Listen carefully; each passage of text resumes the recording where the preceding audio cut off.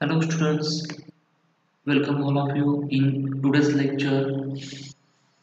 Student, we have started in previous two lectures the topic simple unit number 2 simple stress and strain.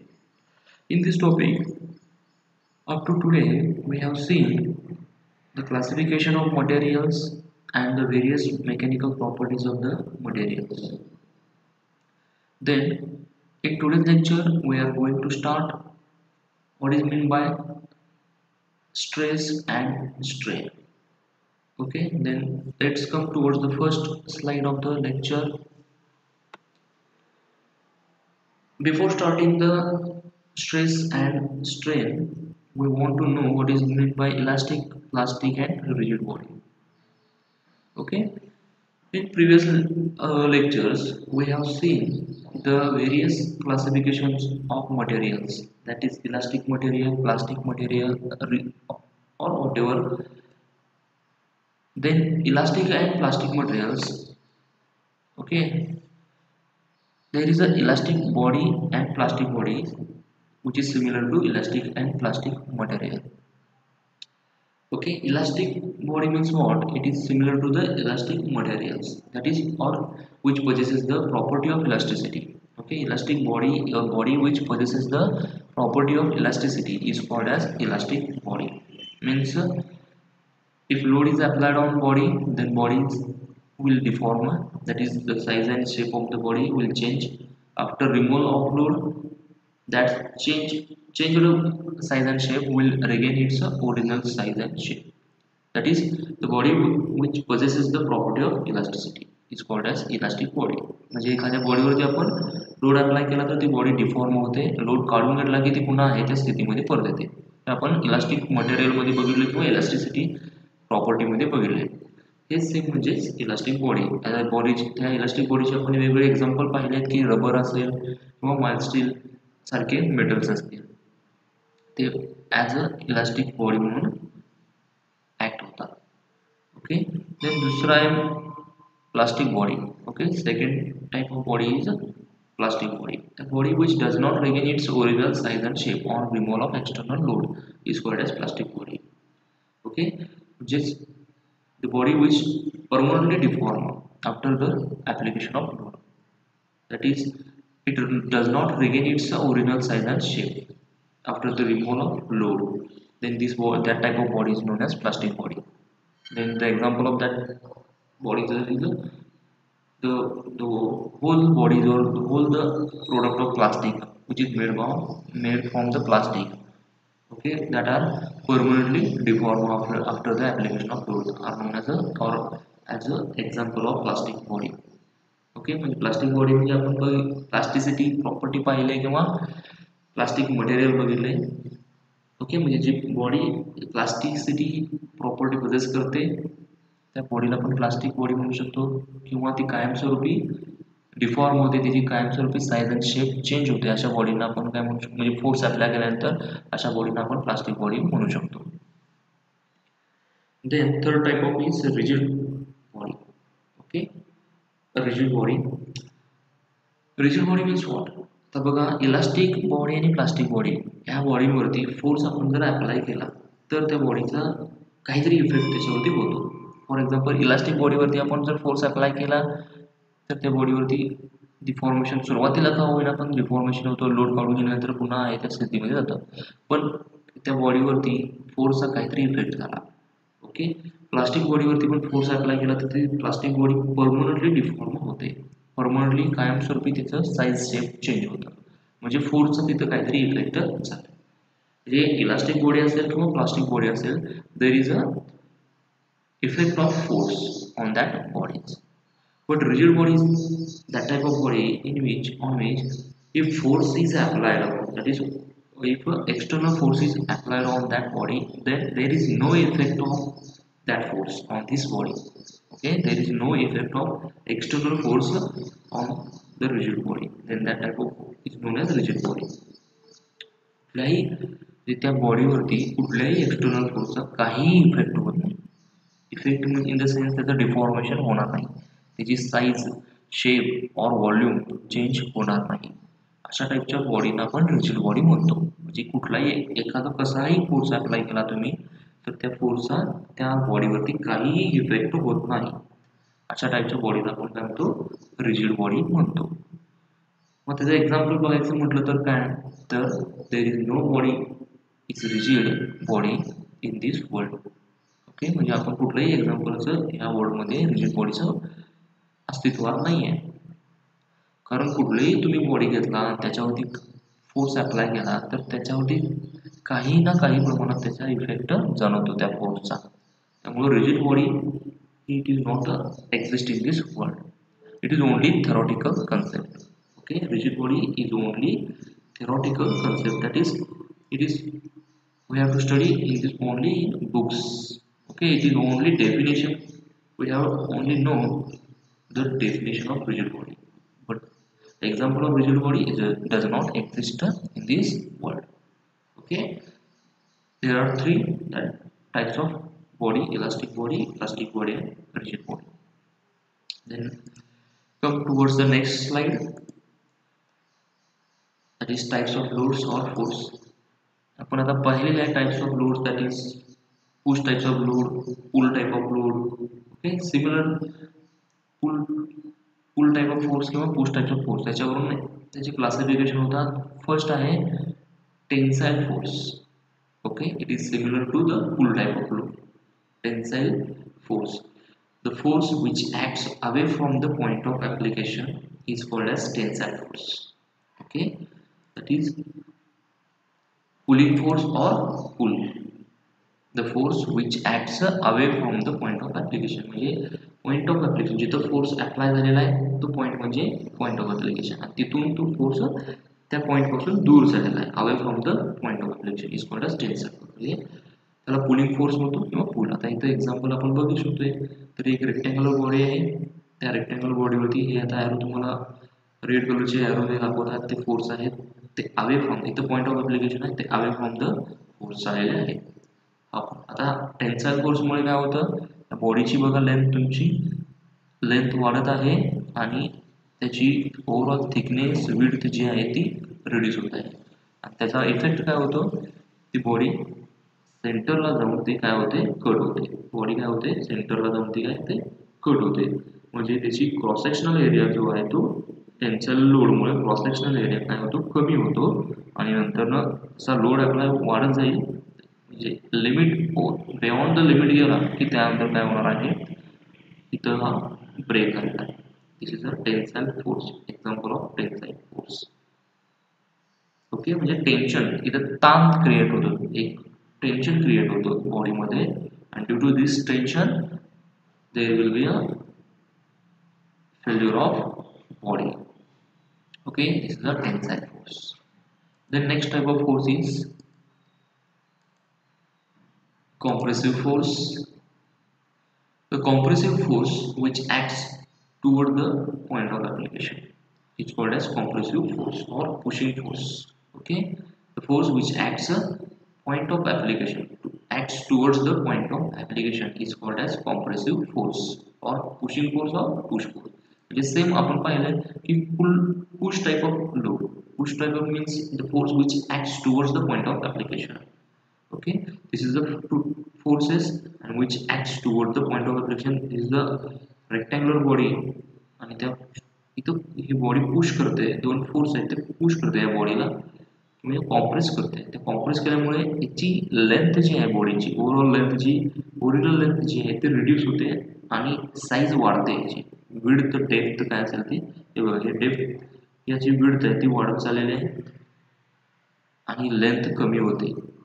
Okay, म्हणजे body compress होते याच्या ह्या टाईपच्या फोर्समुळे. Okay, body compress होते, length reduce होते.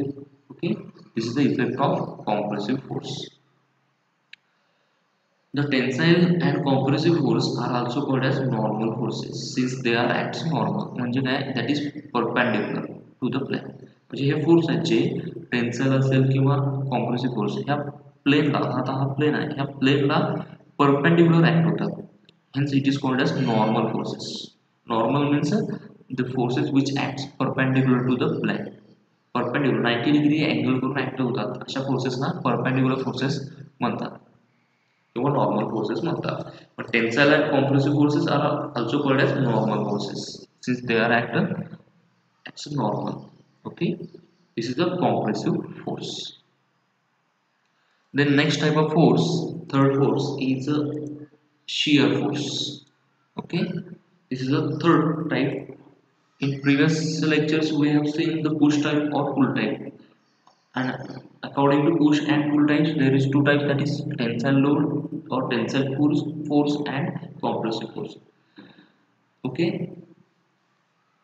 पण त्याच्यापेक्षा अजून एक फोर्स आहे, त्याच्यावर वेगळा अजून एक फोर्स आहे तो shear force. Third force is a shear force.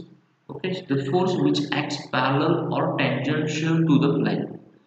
म्हणजे त्या प्लेनला टँजन्शियल, पॅरलल किंवा टँजन्शियल, इथं आता एक फोर्स तुम्हाला बघायला मिळतो. हा फोर्स जो आहे त्या बॉडीवरती अप्लाय होतो.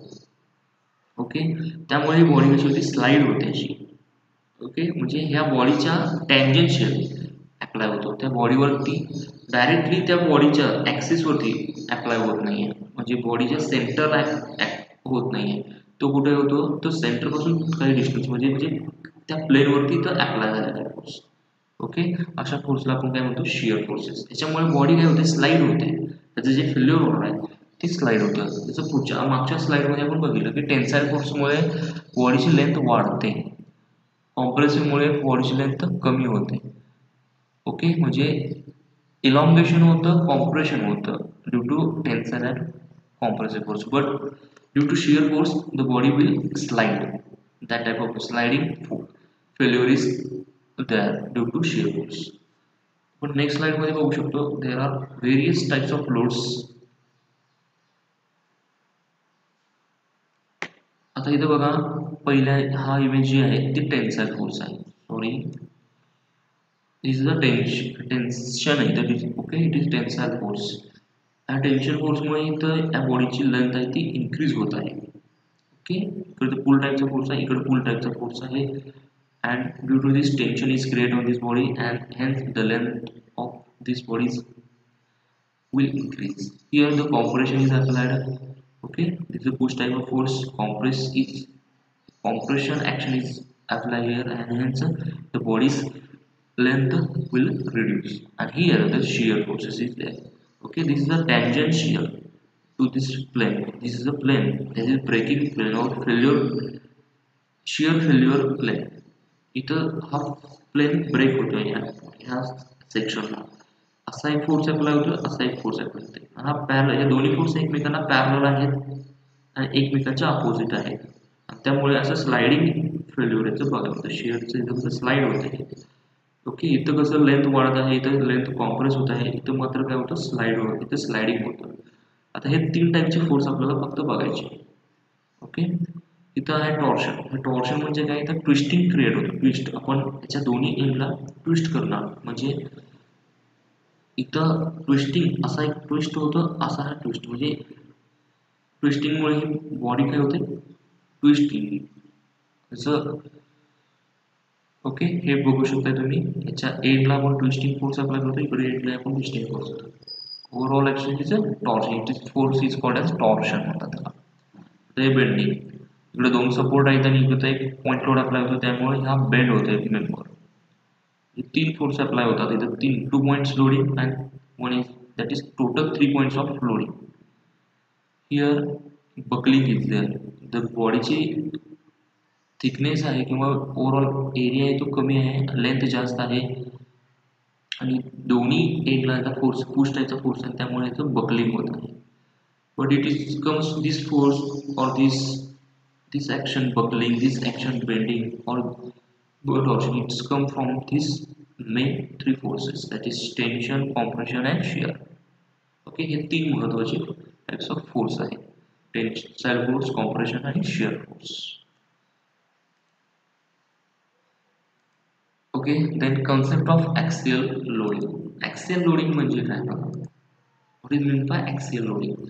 A load whose line of action coincide with the axis of the member is called as axial load. An axial load may be either tensile or compressive load.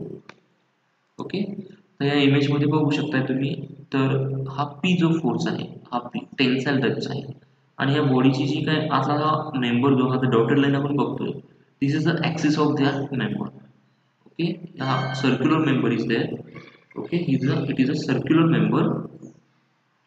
On this circular member, this line is the line of action of this, or this is the axis of this member. Okay, this is the axis, and this force, tensile force, is P force, is act, or the line of action of this force is coincide with this axis of member, and that type of force loading is known as axial loading. Okay, त्याला आपण axial loading म्हणू शकतो. म्हणजे हा force याच्या axis वरती apply होता, म्हणजे कोइन्साइड, याची लाईन ऑफ ॲक्शन आहे ती या ॲक्सिसला कोइन्साइड आहे. फॉर एक्झाम्पल आता कॉम्प्रेशन टाईपचा आहे, याची लाईन ऑफ ॲक्सिस आहे, या फोर्सची लाईन ऑफ ॲक्सिस या मेंबरच्या ॲक्सिस वरती कोइन्साइड आहे. म्हणजे दोन्ही सेम आहेत, फक्त इथं टेन्साईल फोर्स आहे, इथं कॉम्प्रेसिव फोर्स आहे. Okay, this is the axis. This is the axis of member. When a load whose line of action coincide with the axis of member is called as axial load. An axial load may be either tensile or compressive. Okay. अजून एक example tensile टेस्टचं example आहे. तर ही body हा इथं जो आहे तो axis होऊ शकतो, असं ही लाईन जी होईल याचा ह्या बॉडीचा ॲक्सिस होऊ शकतो आणि बरोबर हे फोर्सेस आहेत. तर इथं बांधल्यामुळे, तर फिक्स केल्यामुळे इथं एक फोर्स अप्लाय होईल, हा बाहेर इकडे ओढेल आणि इथं एक वेट अप्लाय केल्यामुळे इकडे ओढणार आहे, त्यामुळे टेन्शन क्रिएट होणार आहे. टेन्साईल फोर्स इथं अप्लाय होणार आहे आणि हा फोर्स बरोबर ह्या ॲक्सिस वरती इथं अप्लाय होतो. Then come towards the concept of stress. Okay, concept of stress. What is meant by stress? If an external load is applied on body, then body will deform, means its length and width will change. Okay, before that, the theory is if external load is applied on body, then there is a resistive force will resist that force. Due to that, the body gets balanced. Okay, means it's the Newton's law. If there is action, there will be reaction. Okay, to satisfy equilibrium condition, the body equilibrium condition of body, there should be resistive force must be equal to the external force. Okay, this is the theory we want to know before knowing the concept of stress. Okay, what is this theory? If external load is applied on body, then body will deform, means its length and width will change. आपल्याला माहिती आहे की जर external loads apply केला बॉडीवरती तर त्याची length आणि width change होऊ शकते. ओके, काही असेल लेंथ वाढेल किंवा कमी होईल, मे बी ते म्हणजे चेंज होणार आहे. विड्थ पण त्याची वाढेल कमी होईल म्हणजे चेंज होणार आहे. का तर एक्सटर्नल लोड आपण अप्लाय केले. ओके, बिफोर दॅट, त्याच्या अगोदर म्हणजे त्याची लेंथ विड्थ चेंज व्हायच्या अगोदर काय होतं तर एखादा एक्सटर्नल लोड अप्लाय केला, if external load is applied on body, then there is a resistive force will resist that force.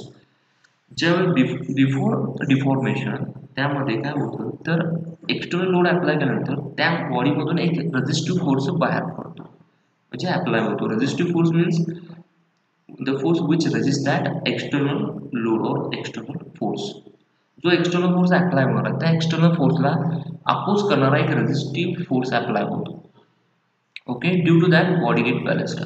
म्हणजे ज्यावेळी तो रेजिस्टिव्ह फोर्स हा इक्वल असतो त्या एक्सटर्नल फोर्स, म्हणजे समजा फॉर एक्झाम्पल रेजिस्टिव्ह फोर्स जो डेव्हलप होणार आहे तो समजा किंवा एक्सटर्नल फोर्स जो अप्लाय झाला समजा तो 10 न्यूटन आहे, तेवढाच 10 न्यूटन एवढा फोर्स काय होतो रेजिस्टिव्ह फोर्स तिथं डेव्हलप होतो त्या फोर्सला रेजिस्ट करण्यासाठी. ओके, मग 10 न्यूटन बाहेरून अप्लाय होणारा आणि 10 न्यूटन आतमधून बॉडीमधून अप्लाय होणारा, असं त्यामुळे बॉडी काय होते बॅलन्स होते, त्या बॉडीचं फेल्युअर होत नाही. ओके, ज्यावेळी एक्सटर्नल फोर्स हा जास्त झाला रेजिस्टिव्ह फोर्सपेक्षा त्यावेळी बॉडी काय होते डिफॉर्म होते, म्हणजे त्या बॉडीची लेंथ आणि विड्थ काय होते चेंज होते. मग आता हे काय लोड अप्लाय झाला की तिथं रेझिस्टिव्ह फोर्स अप्लाय होतो. म्हणजेच काय तर न्यूटनचा लॉ आहे. आपल्याला माहिती आहे की there is action, if there is action there will be a reaction.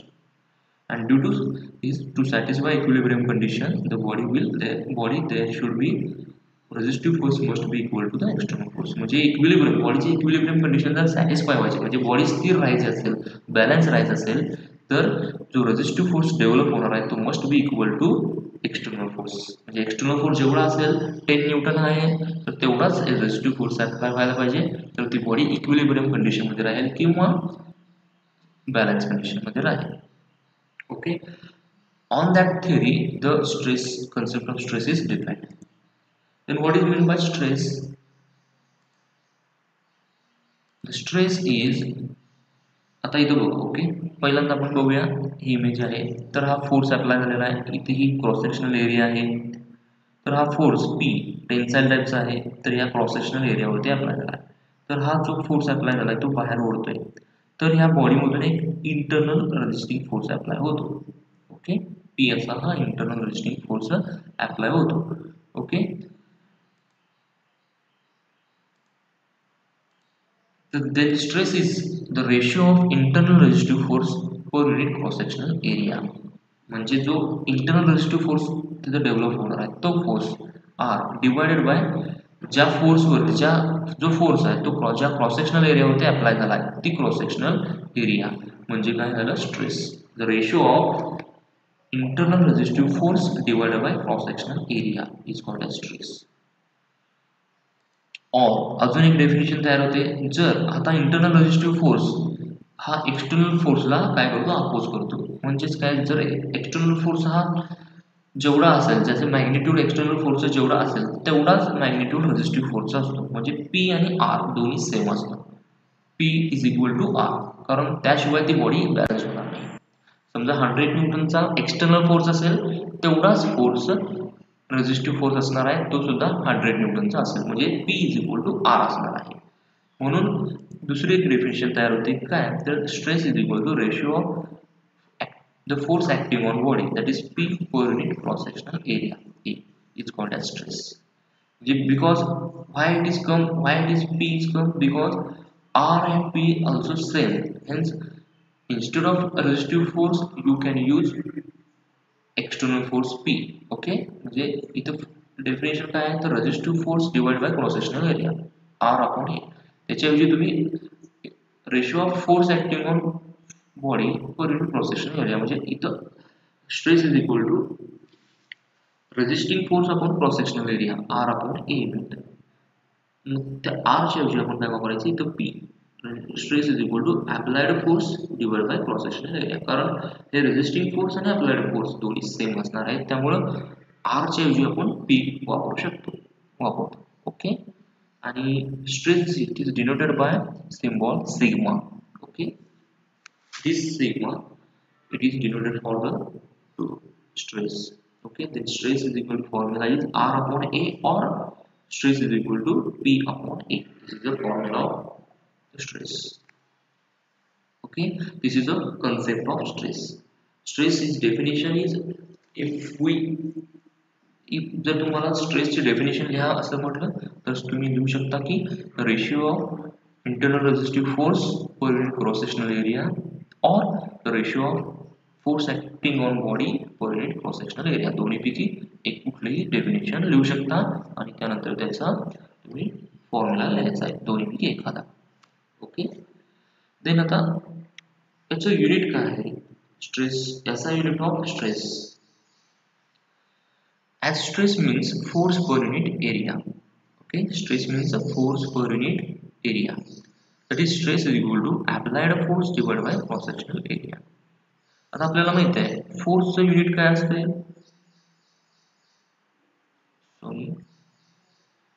फोर्सचं unit असतं newton or kilo newton or mega newton. The force unit of force is newton, kilo newton or mega newton. And cross sectional area that is एरियाचं unit काय आहे तर metre square, centimetre square किंवा M square. Okay, then stress, hence stress is equal to P upon A. The unit of P that is Newton, that is unit of force is Newton, and unit of area is Newton. The unit of areas is mm square.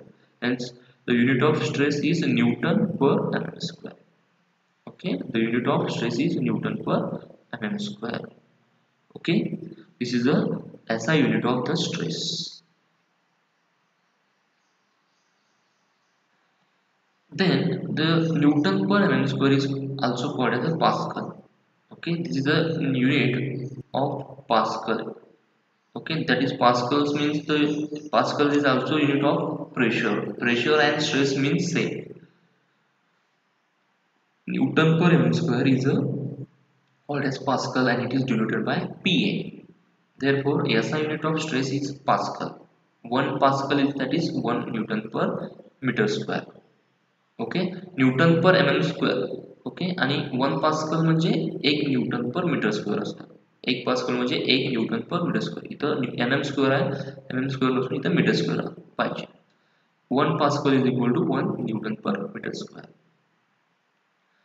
then other unit of stress are kilopascal okay kilopascal that is kPa म्हणजे किलोचं 10⁻³ pascal तसंच megapascal this is also unit of stress megapascal that is MPa MP म्हणजे mega म्हणजे 10⁻⁶ pascal okay जसं इथं किलोचं 10⁻³ तसं मेगाचं 10⁻⁶ same gigapascal म्हणजे GPa giga means 10⁹ pascal okay असे युनिट आहेत स्ट्रेसचे kilopascal megapascal gigapascal kilo means 10⁻³ mega means 10⁻⁶ giga means 10⁻⁹ raise to 369 3 च्या रेंज मध्ये वाढत चाललेला आहे आणि पास्कल कंटिन्यू आहे 10⁻³ पास्कल म्हणजे किलोपास्कल 10⁻⁶ पास्कल म्हणजे मेगापास्कल आणि 10⁻⁹ पास्कल म्हणजे गिगापास्कल ओके आता ह्या सगळ्यांचं KPa MPa GPa याचं कन्वर्जन आपल्याला न्यूटन पर mm स्क्वेअर मध्ये पाहिजे तर ते कन्वर्जन बघा स्टुडंट्स हे पूर्ण युनिट कन्वर्जन आहे ते खूप महत्त्वाचं आहे ते लिहून घ्या व्यवस्थित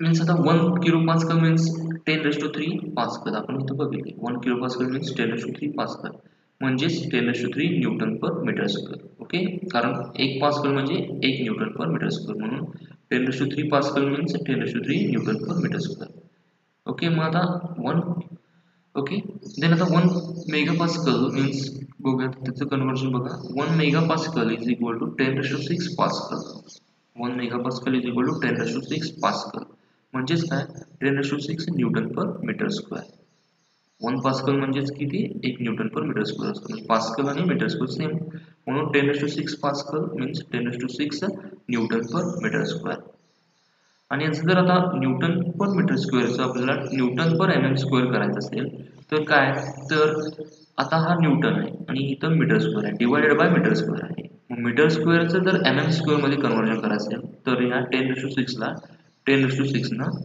डिवाइड केलं का डिवाइड केलं कारण हे मीटर स्क्वेअर जे आहे ते डिवाइड न्यूटनच्या डिवाइड मध्ये आहे म्हणून न्यूटन पर mm स्क्वेअर इथं झालं म्हणजे ह्या मीटर स्क्वेअरचं mm स्क्वेअर मध्ये केलं आणि त्यासाठी या 10⁻⁶ ला आपण 10⁻⁶ न डिवाइड केलं ओके हे लक्षात घ्या 10⁻⁶ न का डिवाइड केलंय कारण मीटर स्क्वेअरचं mm स्क्वेअर मध्ये करण्यासाठी आपल्याला डिवाइड बाय 10⁻⁶ करायला लागलं ओके डिवाइडेड का करायला लागलं कारण हा जो मीटर स्क्वेअर आहे तो न्यूटनच्या डिवाइडेड बाय मीटर स्क्वेअर आहे इथं पण म्हणून Newton divided by mm square असल्यामुळे याला 10⁻⁶ न डिवाइड करायला लागलं ओके म्हणजे आता 1 मेगापास्कल म्हणजे किती होतं तर 1 न्यूटन पर मीटर स्क्वेअर होतं ओके कारण हे 10⁻⁶ कॅन्सल होतं म्हणजे 1 megapascal is equal to only newton per mm square होतं 1 megapascal is equal to 1 newton per mm square आता पुढचं कन्वर्जन बघूया 1 gigapascal is equal to 10⁹ pascal okay आपण इथं बघितले 1 गिगापास्कल म्हणजे 10⁹ गिगापास्कल सॉरी पास्कल 10⁹ पास्कल आता पास्कल म्हणजेच किती न्यूटन पर मीटर स्क्वेअर असतं म्हणजे 10⁹ Newton per metre square okay आता सेम आता वर इथं कसं केलं सेम बघा आता इथं मीटर स्क्वेअरचं आपल्याला कन्वर्जन mm स्क्वेअर मध्ये करायचं इथं आपल्याला पाहिजे काय न्यूटन पर mm स्क्वेअर पाहिजे ओके, म्हणून काय केलं, सेम इथं कसं डिवाइड केलं 10⁶ तसं ह्या 10⁹ ला आता 10⁶ ने डिवाइड केलं. का करतोय आपण डिवाइड हे, कारण मीटर स्क्वेअरला आपल्याला mm² मध्ये कन्वर्जन करायचं आहे. 10⁹ डिवाइड बाय 10⁶ केलं. ओके, का केलं, तर हे मीटर स्क्वेअरचं mm² मध्ये कन्वर्जन करायला. म्हणजे 10⁹ divided by 10⁶ it equal to 10⁹, sorry इथं हे कशामध्ये येणार आहे, न्यूटन पर mm² मध्ये येणार आहे. आता इथं 10⁹ आहे, इथं 10⁶ आहे. इथलं 6 पूर्णपणे जाईल आणि इथं राहील 9 कॅन्सल होऊन इथं 3 राहील. म्हणजे तुम्हाला मिळेल 1 GPa is equal to 10⁵ newton per mm². Okay, 1 GPa आपल्याला न्यूटन पर mm² मध्ये आणण्यासाठी ही प्रोसेस केली.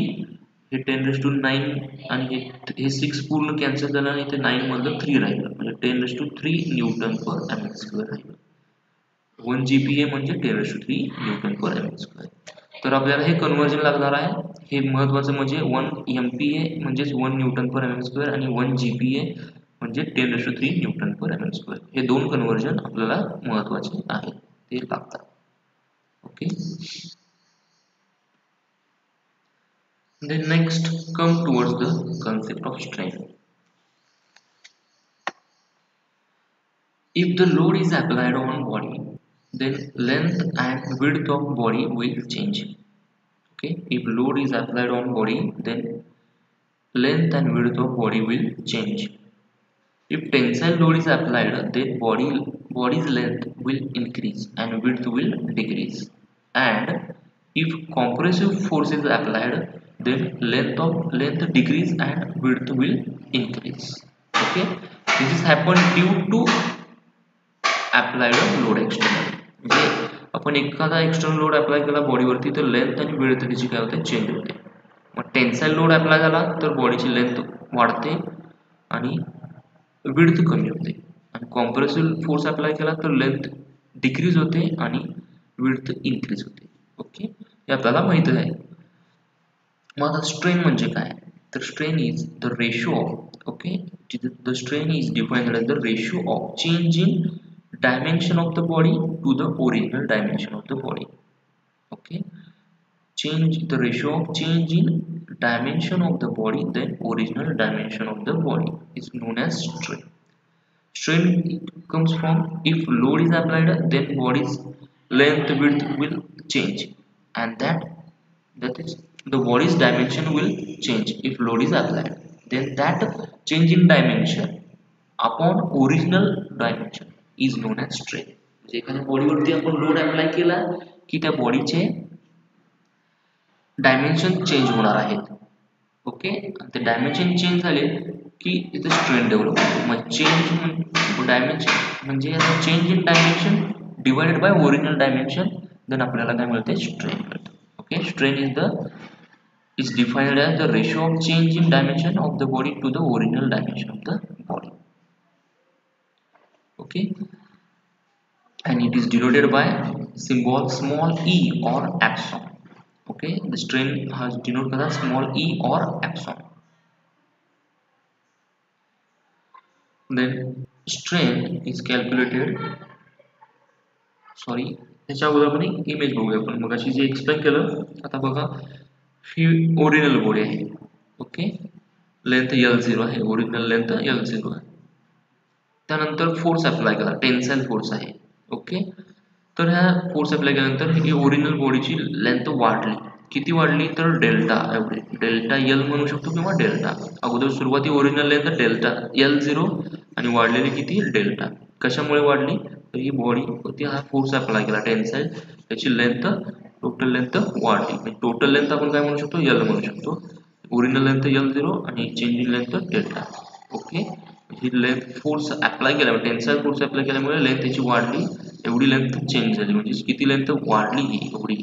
ओरिजिनल लेंथ एवढी होती तर एवढी वाढली. टोटल बॉडीचं तुम्हाला डिफॉर्मेशन झाल्यानंतर ही बॉडी अशी दिसणार. ओके, मग आपल्याला स्ट्रेन जर काढायचं झालं, if we want to calculate the strain, the formula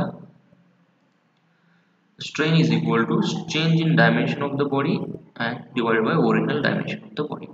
Dimension means length, width, etc. Okay, then strain is equal to delta L upon L. The change in length of body divided by original length of the body. Okay, समजा original length एक 10 centimetre आहे, आपण force apply केला बॉडीवरती, तर length त्यांची समजा 2 centimetre change झाली.